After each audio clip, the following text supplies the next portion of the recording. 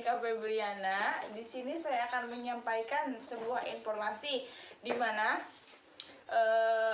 informasi ini tidak henti-hentinya diberitakan di semua media, di media massa maupun di media sosial.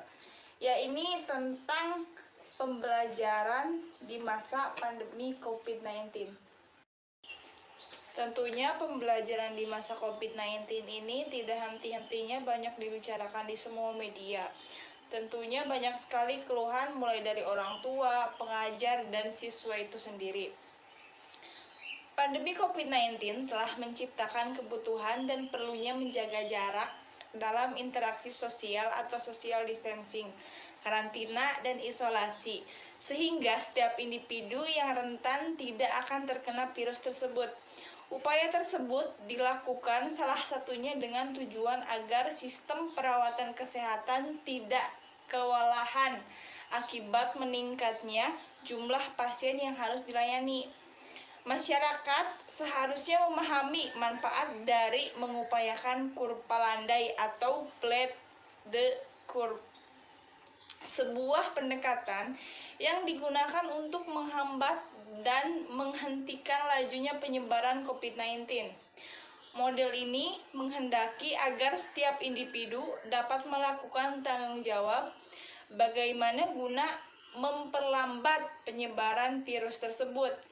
Keinginan untuk mewujudkan flattening the curve menjadi salah satu alasan utama kebijakan pemerintah untuk meminta siswa belajar dari rumah atau BDR, sehingga kesempatan mereka untuk dapat berkumpul dalam bentuk kerumunan dapat dicegah dan karena peluang penyebaran COVID-19 bisa dihambat.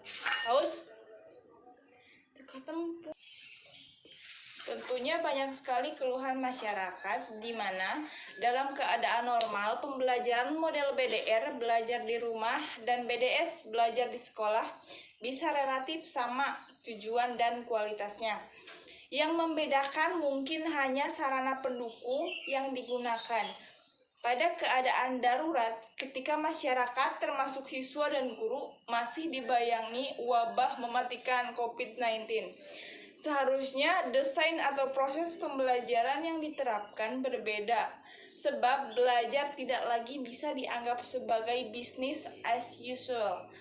Walaupun demikian, kebijakan belajar di rumah yang diputuskan dengan tujuan untuk menghambat penyebaran virus, dalam praktiknya tetap harus mengacu pada kurikulum nasional yang digunakan. Kesiapan guru dan siswa dalam memanfaatkan teknologi pembelajaran, khususnya pada jenjang pendidikan menengah, relatif baik dan terus meningkat kualitasnya. Namun, muatan pembelajaran daring masih perlu terus disempurnakan agar lebih interaktif, sehingga memungkinkan. Namun, muatan pembelajaran daring masih perlu terus disempurnakan lagi agar lebih interaktif, sehingga memungkinkan siswa dapat lebih terlibat dalam proses pembelajaran tersebut. Daya dukung teknologi juga perlu terus ditingkatkan kualitasnya, sebagaimana fasilitas yang digunakan perusahaan-perusahaan penyedia konten atau content provider. Kemudian kekurang siapannya guru dan manajemen sekolah serta minimnya deliberasi yang disebabkan terbatasnya waktu persiapan yang diberikan, menyebabkan kebijakan belajar di rumah manual, kritikan atau keluhan dari sebagian masyarakat, khususnya orang tua dan siswa. Sebagian masyarakat mengeluhkan belajar di rumah sebagai kegiatan memindahkan aktivitas kelas dari sekolah ke rumah dengan beban tugas yang bahkan lebih banyak. Selain itu, beberapa sekolah juga tetap harus melakukan kegiatan penilaian untuk kepentingan rapor kenaikan kelas pada kelas-kelas rendah. Adapun siswa pada kelas-kelas akhir tetap dibayangi dengan ujian kelulusan atau UNBK. Ujian akhir atau UNBK sepertinya hanya akan ditunda penyelenggaraannya dan bukan dihentikan. Siswa dihadapi pada kecemasan yang berganda. Wabah COVID-19 dan tugas-tugas atau ujian akhir sekolah dan UNBK. Sebagai sebuah aktivitas pembelajaran formal, penilaian tetap harus dilakukan. Namun, penilaian belajar di rumah dilakukan bukan untuk menentukan standar pencapaian atau attainment level atau kepentingan nilai semata. Penilaian belajar di rumah dilakukan mestinya dengan tujuan untuk membantu siswa agar dapat menemukan cara belajar yang lebih baik bagi dirinya pada setiap subjek yang dipelajari atau diajarkan. Kemudian, penilaian semacam ini disebut dengan penilaian formatif, yakni skor atau nilai hasil sebuah aktivitas pembelajaran bukanlah standar pencapaian ataupun tujuan proses pembelajaran. Karena jika kita menggunakan sebagai tujuan proses pembelajaran, nilainya sesungguhnya yang merupakan ukuran dari status pembelajaran akan hilang dan justru mendistorsi proses pembelajaran yang diharapkan. Kemudian untuk tujuan ini, berbagai metode penilaian bisa digunakan baik berupa penilaian proyek, penilaian portofolio, extended essay, dan bentuk penilaian lainnya yang relevan dengan tujuan pembelajaran. Sebelum saya melanjutkan materi ini, apakah dari audiens ada yang mau ditanyakan mungkin mengenai materi tadi yang sudah saya sampaikan? Silakan. Izin bertanya, perkenalkan nama saya Lucy. Mengenai pembelajaran di masa COVID-19 ini, yang ingin saya tanyakan yaitu teknologi seperti apa sih yang cocok pada pembelajaran di masa COVID-19 ini? Ya, terima kasih. Assalamualaikum. Teknologi pembelajaran, pengalaman pengelolaan pendidikan dalam kondisi darurat sekarang ini hendaknya dapat menumbuhkan kesadaran kolektif kita sebagai bangsa akan pentingnya teknologi pembelajaran guna mewujudkan pendidikan yang bermutu dan berkeadilan. Konsep cyber school atau blended learning misalnya, termasuk penilaian destruktif yang sudah banyak digunakan pada sejumlah sekolah atau perguruan tinggi di mancanegara. Hendaknya diajukan kajian yang serius, konsisten, dan terukur oleh para pengendali kebijakan pendidikan pada tingkat nasional dan daerah. Kenyataannya, beberapa akademisi akan memiliki kesempatan untuk secara kritis terlibat dalam teori penalaran pedagogis dan desain pembelajaran yang terkait dengan pendidikan daring dan jarak jauh ini. Sementara itu, guru juga sudah perlu untuk melakukan perbaikan dengan cepat sehingga tak lagi gagap dan memungkinkan pembelajaran daring dan jarak jauh dapat berjalan.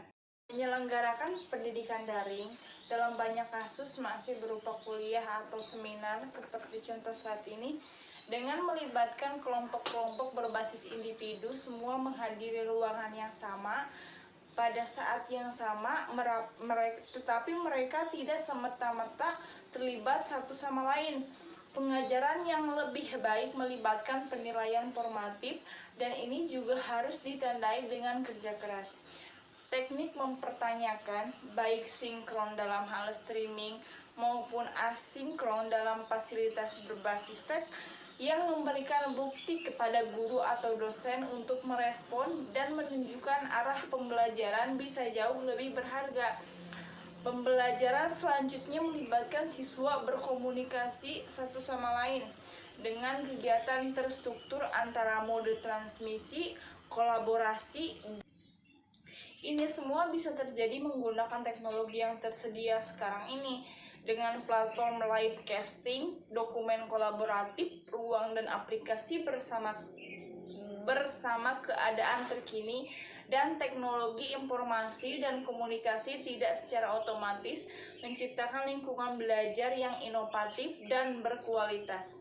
Untuk membenarkan penggunaan di kelas, mereka perlu menambahkan nilai dalam bentuk pada peningkatan motivasi dan keterlibatan siswa. Selanjutnya saya akan memaparkan beberapa model pembelajaran yang mungkin cocok di masa pandemi saat ini. Ada 6 model pembelajaran yang akan saya bahas. Yang pertama adalah Project Based Learning atau PBL, di mana PBL ini memiliki tujuan utama untuk memberikan pelatihan kepada pelajar untuk lebih bisa berkolaborasi, gotong royong, dan empati dengan sesama. Menurut Kemendikbud, metode PBL ini sangat efektif diterapkan untuk para pelajar dengan membentuk kelompok belajar kecil dalam mengerjakan proyek, eksperimen, dan inovasi. Metode pembelajaran ini sangatlah cocok bagi pelajar yang berada pada zona kuning dan hijau. Dengan menjalankan metode pembelajaran yang satu ini, tentunya harus memerhatikan protokol kesehatan yang berlaku. Pembelajaran model kedua yaitu daring method, di mana untuk menyiasati ketidakkondusifan di situasi sekarang ini, metode daring bisa dijadikan salah satu hal yang cukup efektif untuk mengatasinya. Kemendikbud mengungkapkan bahwa metode daring bisa mengatasi permasalahan yang terjadi selama pandemi berlangsung. Metode ini rupanya membuat para siswa untuk memanfaatkan fasilitas yang ada di rumah dengan baik, seperti halnya membuat konten dengan memanfaatkan barang-barang di sekitar rumah, maupun mengerjakan seluruh kegiatan belajar melalui sistem online. Nah, metode daring ini sangatlah cocok diterapkan bagi pelajar yang berada pada kawasan zona merah. Dengan menggunakan metode full daring seperti ini, sistem pembelajaran yang disampaikan akan tetap berlangsung dan seluruh pelajaran tetap berada di rumah masing-masing dalam keadaan aman. Kemudian poin 3 yaitu luring method. Luring yang dimaksud pada model pembelajaran ini dilakukan di luar jaringan, dalam artian pembelajaran yang satu ini dilakukan secara tatap muka dengan memperhatikan zonasi dan protokol kesehatan yang berlaku. Metode ini sangatlah pas buat pelajar yang ada di wilayah zona kuning atau hijau, terutama dengan protokol ketat new normal.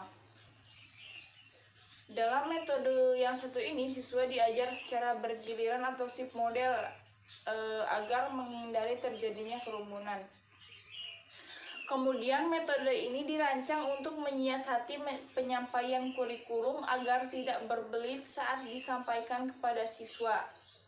Selain itu, pembelajaran yang satu ini juga dinilai cukup baik bagi mereka yang kurang memiliki sarana dan prasarana pendukung dalam sistem daring. Kemudian nomor 4 ada home visit method, di mana seperti halnya metode yang lain, home visit merupakan salah satu opsi pada metode pembelajaran saat pandemi ini. Metode ini mirip seperti kegiatan belajar mengajar yang disampaikan saat homeschooling. Jadi pengajar mengadakan home visit di rumah pelajar dalam waktu tertentu.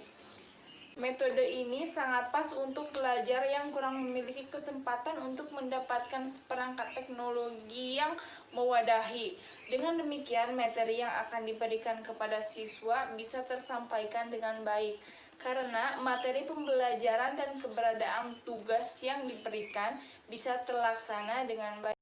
Kemudian poin 5 atau integrated kurikulum, di mana metode pembelajaran ini menyampaikan bahwa pembelajaran akan lebih efektif bila merujuk pada project base, yang mana setiap kelas akan diberikan project relevan dengan mata pelajaran yang terkait. Metode pembelajaran yang satu ini tidak hanya melibatkan satu mata pelajaran saja, namun juga mengaitkan metode pembelajaran lainnya dengan menerapkan metode ini. Selain pembelajaran yang dilakukan, kerjasama dalam mengerjakan proyek, dosen lain juga harus diberikan kesempatan untuk mengadakan tim teaching dengan dosen pada mata kuliah lainnya. Integrate kurikulum bisa diaplikasikan untuk seluruh pelajar yang berada di semua wilayah karena metode ini diterapkan pada sistem daring. Jadi pelaksanaan integrate kurikulum ini dinilai sangat aman bagi pelajar. Kemudian yang terakhir itu metode pembelajaran blended learning. Metode blended learning ini adalah metode yang menggunakan dua pendekatan sekaligus. Dalam artian, metode ini menggunakan sistem daring sekaligus tatap muka melalui video conference. Jadi, meskipun pelajar dan pengajar melakukan pembelajaran jarak jauh, keduanya masih bisa berinteraksi satu sama lain. Metode blended learning adalah salah satu metode yang dinilai efektif untuk meningkatkan kemampuan kognitif pelajar. Sebenarnya metode ini itu sudah mulai dirancang dan diterapkan awal abad ke-21, namun seiring mewabahnya COVID-19, metode ini jadi salah satu yang lebih dikaji lebih dalam lagi karena dinilai bisa menjadi salah satu metode pembelajaran yang cocok untuk para pelajar Indonesia. Ya mungkin itu informasi yang dapat saya sampaikan terkait dengan pembelajaran di masa pandemi ini. Kurang lebihnya mohon maaf. Wabillahi taufiq wal hidayah. Assalamualaikum warahmatullahi wabarakatuh.